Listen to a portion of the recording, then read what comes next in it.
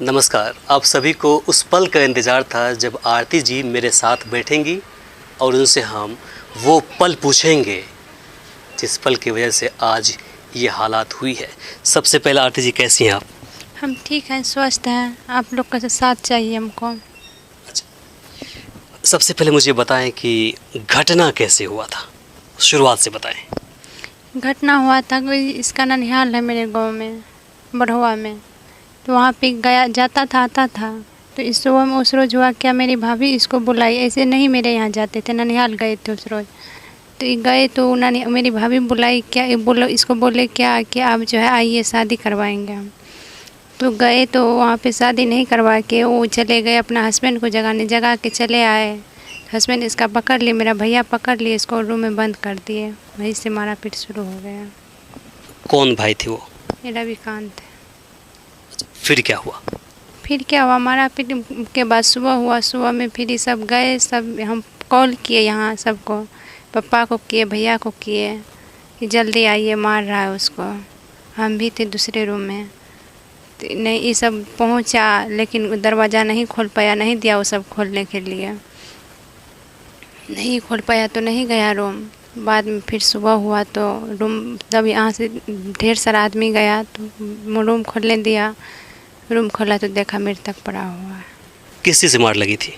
वो तो आप लोग पता लगा सकते हैं, हम तो देखे नहीं थे उसमें मार कौन चीज़ से लगा है।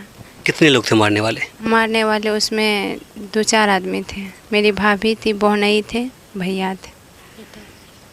करंट लगाकर मारने की बातें सामने आई थी।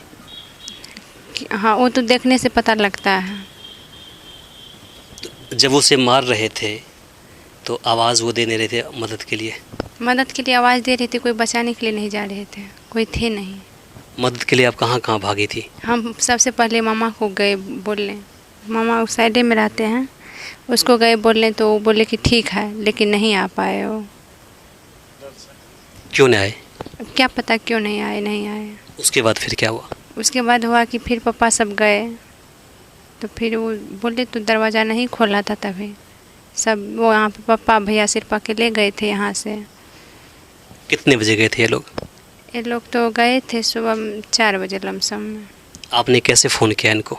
मोबाइल से फ़ोन किए। मोबाइल, मैं दूसरा रूम में थे तो सब फिर उसको जो मारने लगे तो रूम तोड़ के आए, रूम में से निकल करके आए। मोबाइल बरामदा पे फेंका हुआ था, तो मोबाइल लिए तब कॉल किया। आपके साथ भी मारपीट हुई है? हाँ, कहाँ कहाँ चोट लगी आपको? वो गर्दन में चोट है, हाथ में है, सर पे है, पीठ में है। अब आप स्वस्थ हैं? हाँ, स्वस्थ है हम। अब आप क्या चाहती हैं? हम न्याय चाहते हैं सबसे, सबका सहयोग चाहिए हमको। अब अपने पिताजी के यहाँ जाएंगे कि आप यहीं रहेंगे? यहीं रहेंगे हम। वहाँ जाके क्या करेंगे हम? हमको वहाँ कौन है अब?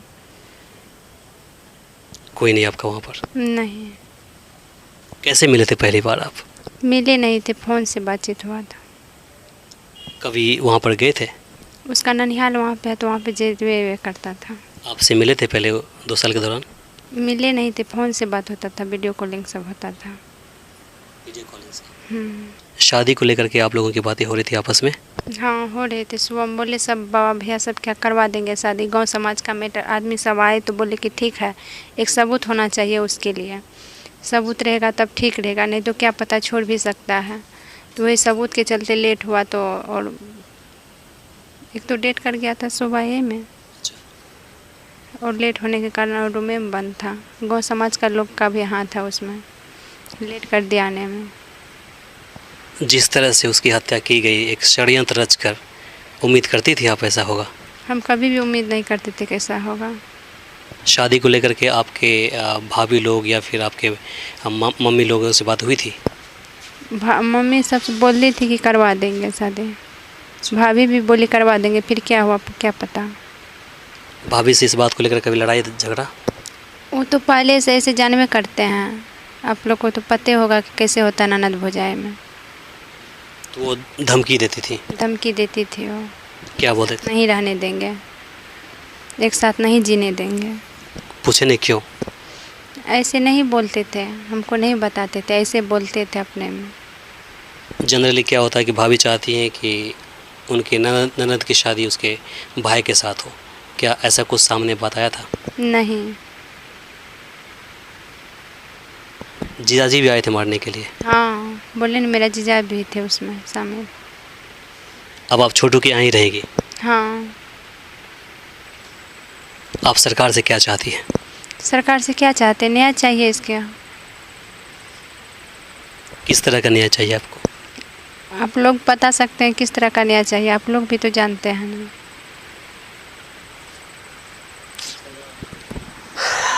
तो अभी आपने सुना, ये आरती जी थी जिन्होंने अपनी बातें रखी है। इनका कहना था कि 2 साल पहले इनकी मोहब्बत की शुरुआत हुई थी। छोटू से अक्सर ये फ़ोन पर बातें किया करती थी, लेकिन उस रात जब इसे बुलाया गया इनके घर पर तो इन्हें अंदेशा हो गया था कहीं ना कहीं छोटू के साथ कुछ न कुछ अन्याय होने वाला है। तकदीर को, नसीब को कुछ और ही लिखा हुआ था और वो हो भी गया। ये मदद के लिए हर दरवाजे पर गई। यहीं पर छोटू के नाना जी रहते हैं और ननिहाल है, बाकी समाज के लोग हैं, उनके पास ये मदद के लिए पहुंची, लेकिन वो लोग बोले कि अब अभी आते हैं, लेकिन वो समय पर नहीं आए। इसके बाद इन्होंने कॉल किया यहाँ पर छोटू के पिता को। पिताजी वहाँ पहुँचे, लेकिन उन लोगों ने किसी की बातें नहीं मानी। अंत में छोटू की लाश सुबह 3:30 से 4 बजे के आसपास घर से बाहर निकाला गया। अभी टूट चुकी है। इनका कहना है कि आप इसे मदद कीजिए, ये जो लड़ाई लड़ने जा रही है इसमें आप सभी सहयोग कीजिए। इसके साथ ही हम चाहेंगे कि आप इस वीडियो को अधिक से अधिक शेयर कीजिए ताकि बाकी लोगों तक पहुंच जाए जो ये सोच रहे हैं कि आरती के साथ कुछ अनहोनी हुआ है, आरती ज़िंदा नहीं है या फिर आरती अभी स्वस्थ नहीं है। अभी हमारे साथ आरती हैं, बिल्कुल स्वस्थ हैं। अब ये आगे की लड़ाई के लिए तैयार है। तो फ़िलहाल के लिए मुझे इमरान को, ये सहयोगी एहसान को दीजिए यहीं पर इजाज़त। नमस्कार। हमारे इस चैनल को सब्सक्राइब करें, साथ ही बेल आइकन पर प्रेस करना ना भूलें ताकि हर अपडेट्स आप तक पहुंचती रहे।